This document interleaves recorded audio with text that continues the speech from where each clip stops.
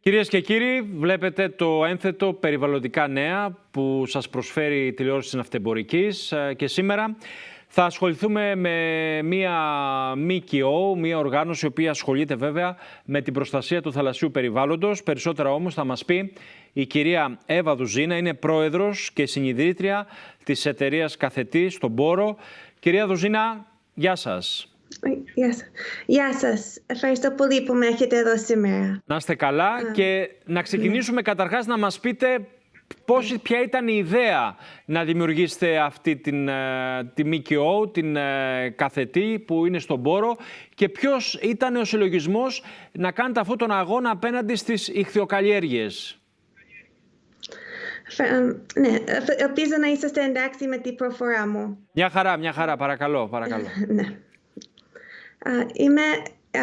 Είμαι από τον Πόρο, η οικογένεια μου είναι από τον Πόρο για πολλές γενιές. Ναι. Και με την εξαδέλφη μου ξεκινήσαμε αυτή την μικροδοκοπιστική εταιρεία. Στην αρχή ήταν να βοηθήσουμε το νησί να απαιτεί άλλες γνώσεις από η καριέρα μου είναι στη τεχνολογία για ναυτιλία και ήθελα να προσφέρω κάτι τέτοιο στο νησί, αλλά τώρα τελευταία έχουμε ασχοληθεί με τις ιχθυοκαλλιέργειες γιατί υπάρχει ένα πλάνο που δεν το ξέρει πολύ κόσμο που θα 24 πλαστεί τις ιχθυοκαλλιέργειες στην Ελλάδα και στον Πόρο θα μας πάρουν το 25% από τις ακτές μας. Ναι. Αλλά εμείς είμαστε μόνο ένα μικρό κομμάτι του σχέδιου και μαζί με άλλα 20 μέρη στην Ελλάδα πολεμόμαστε να μην γίνει αυτό το νόμο που έχει περάσει στο 2011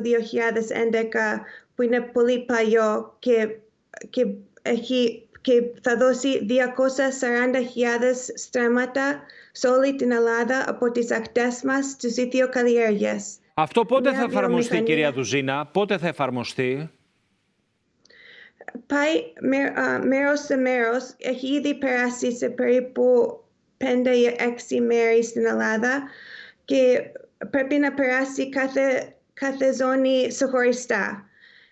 Και τώρα είναι σχεδόν 14 χρόνια από τότε που έχει περάσει σαν νόμος, ναι. Αλλά έχει αργήσει να γίνει, να εφαρμοστεί στην πράξη. Ναι.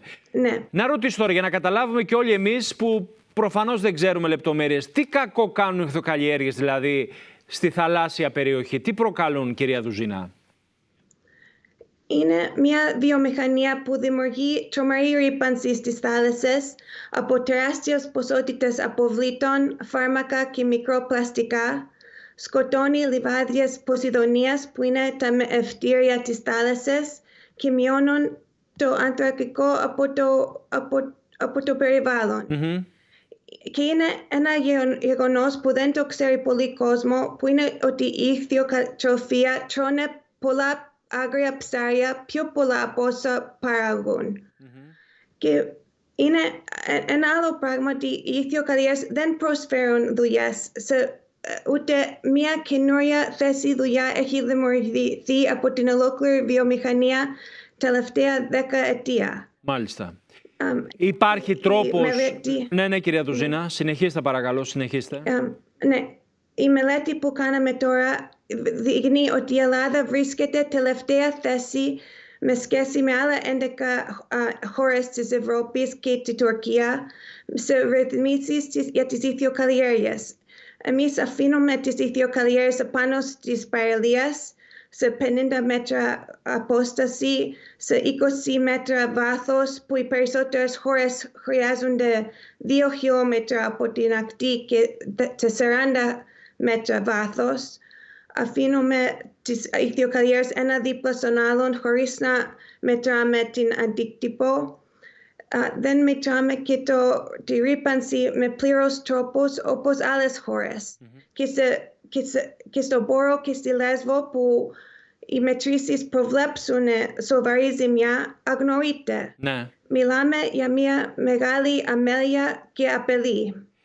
Ο Πόρος, που είναι από τα πιο πράσινα νησιά της Ελλάδας, πόση ζημιά έχει υποστεί? Εσείς προφανώς τον λατρεύετε τον Μπόρο, αγωνίζετε για αυτό το νησί.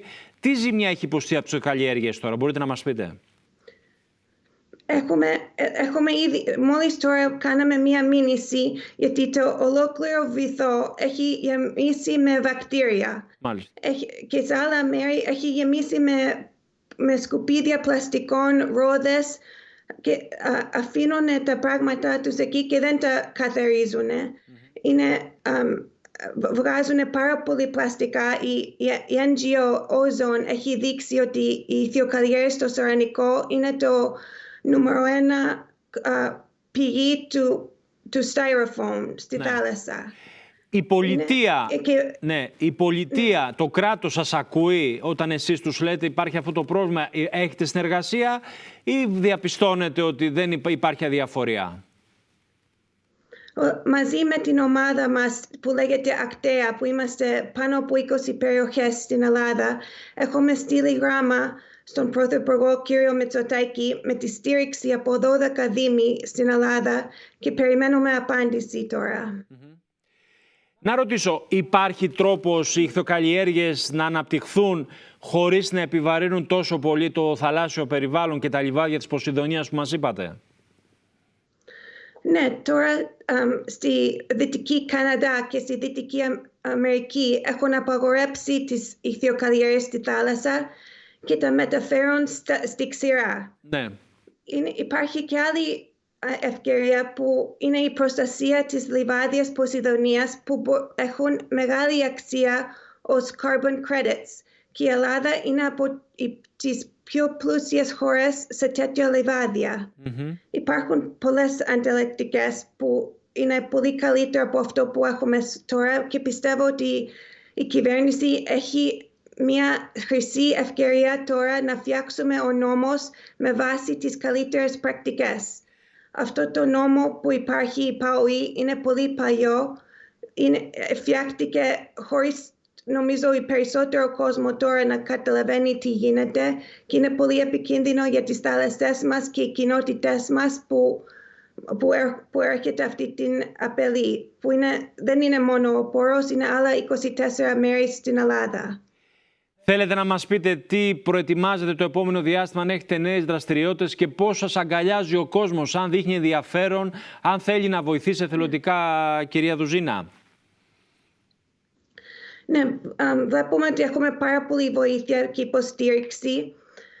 Στον Πόρο έχουμε ετοιμάσει και κάνουμε μήνυσεις τώρα, λόγω ότι παρόλο που δεν ξέρω αν έχετε δει στα νέα ότι η μεγαλύτερη εταιρεία ηχθειοκαλλιέργειας στην Ελλάδα είναι έτοιμη να φαλιρίσει και δεν μπορεί να πληρώσει τις δάνειες τους ούτε τους προμηθευτές. Ναι, η Άβραμαρ, ναι.